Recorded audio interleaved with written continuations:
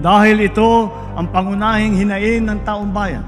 Hindi tayo titigil sa paglalaban sa kahirapan at sa paghahanap ng lunas upang maibalik sa normal ang presyo ng bilihin, lalo na ang bigas.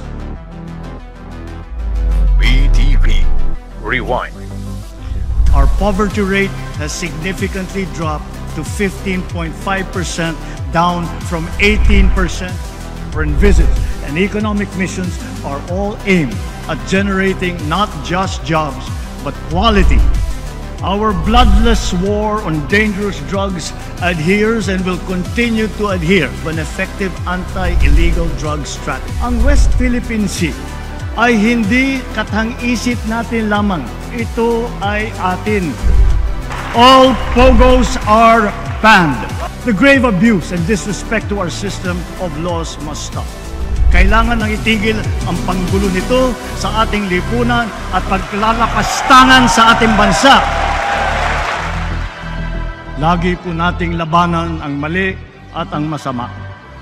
Lagi po nating ipaglaban ang tama at ang mabuti.